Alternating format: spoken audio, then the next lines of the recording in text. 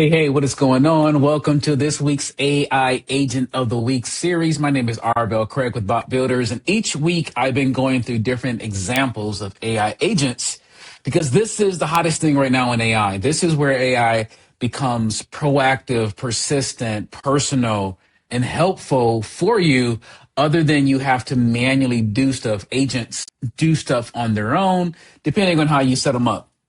And today I want to talk about how you set them up because one of the keys to AI is not that AI invents new things for you.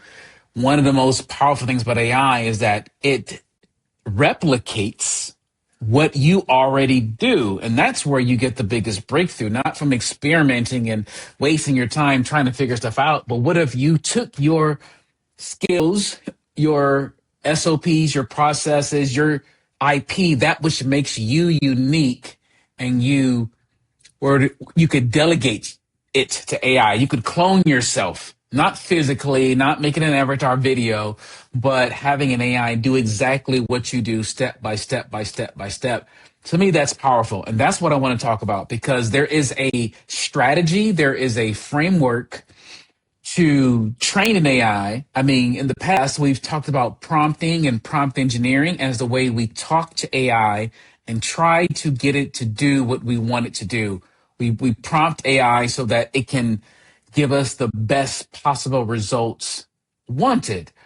But there's this other way that you can talk to AIs, and it's called skills. And a skill is kind of like a prompt, but it's like a package of prompt, like multiple prompts. And when you give an AI a skill package, it just automatically kind of locks in and follows the instructions of that prompt or that skill.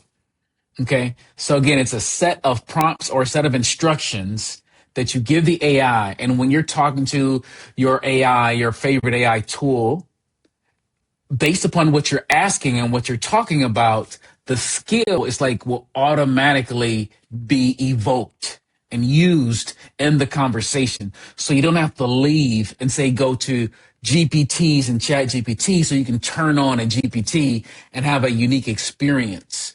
Or you don't have to go into a certain folder or a certain project so the AI operates a specific or unique way while you're in that folder. I mean, all those ways of using AI are the ways we use AI traditionally, but skills changes it.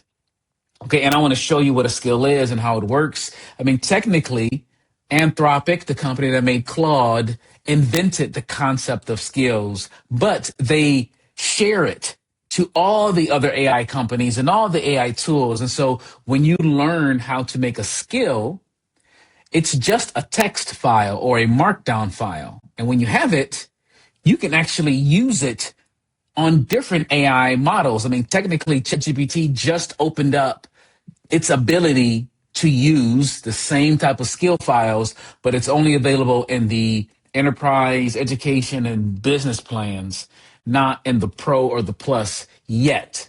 But I'm certain within the next couple of weeks, all of ChatGPT will be able to use skills.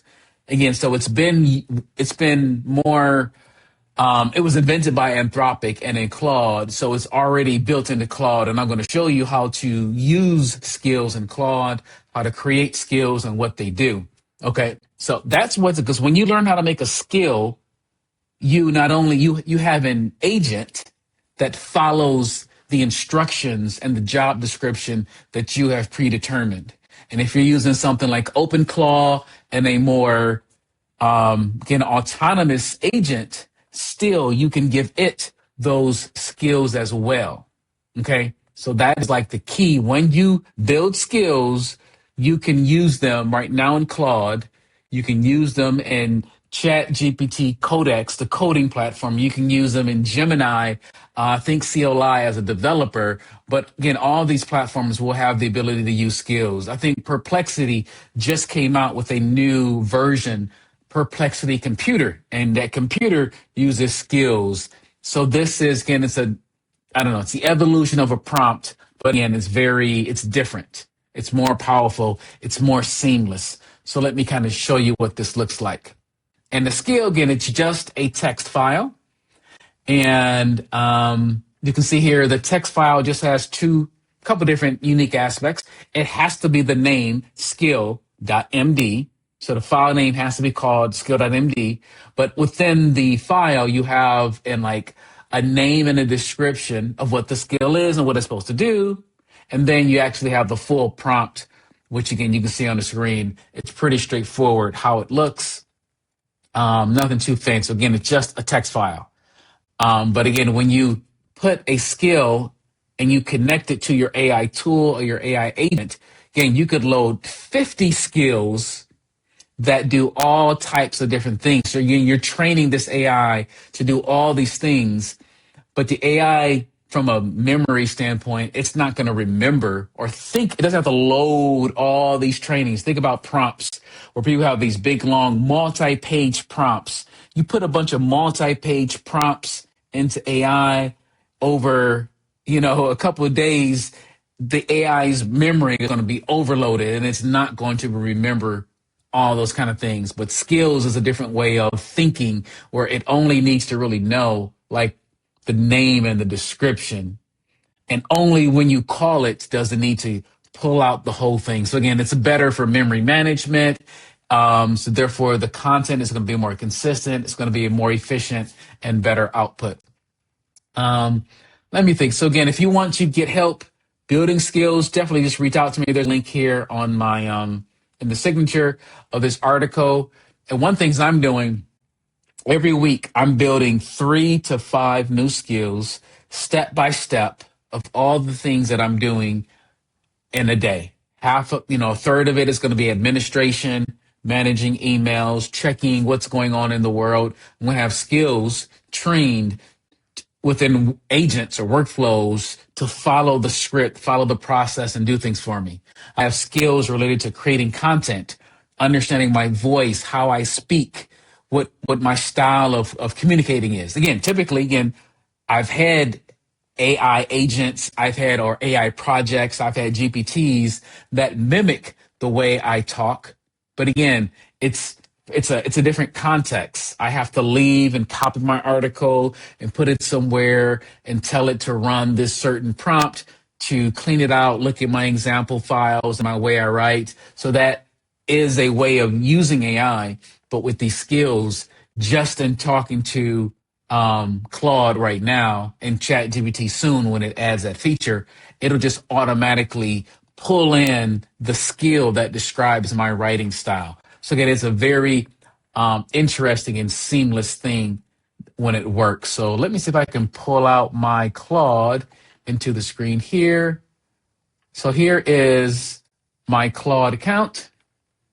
Again, the skills do work kind of, again, I'll show you this. So if you're in Cowork and Claude, in the sidebar, you click on Customize, and you will see skills here. Likewise, when you're in the chat version of Claude, again, click on Customize, click on Skills, and you can see some of the skills are examples that Anthropic came up with. You could probably Google and find other people's skills and just drag and drop them into this area, and it'll put the skill into Claude, okay? So the 3 ways you build skills, kind of like a GPT, you can either you can't upload a GPT, right? You can go to a GPT store and grab one of those GPTs. But when it comes to a skill, if you find one, again, it's just a text file. You'll find hundreds or thousands of stuff on the internet. Just like in the past, you could find prompts. People were charging you for prompts. You can find people charging for certain skills, or you can find them free. So you can upload an existing skill file.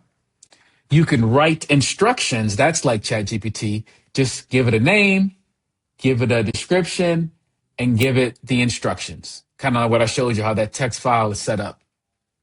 Or you can create it with Claude, right? Meaning you can have a conversation with Claude about the skill that you want to create. Again, I imagine if you are a company with like SOPs, you've got Loom videos, you have onboarding videos or documents, you have forms that people fill out.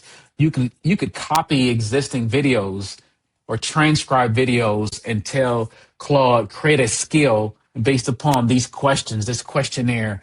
And that's one way you could do them.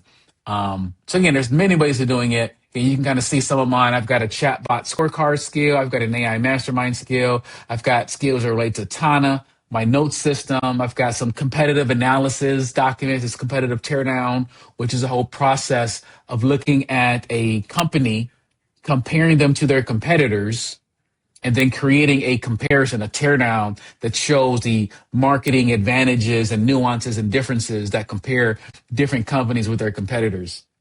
Again, there's multiple different types of skills that I have, but again, I've got some of them are just listed here. I also take some skills, and let me go back into co-work. Go back to the home, co-work. You can see here, I've got some tasks. So some of my skills I will turn into like this morning brief where it will run through my calendar, my various topics, things I care about, search the internet and find the things that matter to me on my email, on my calendar, and in the world, and produce and deliver to me a morning brief.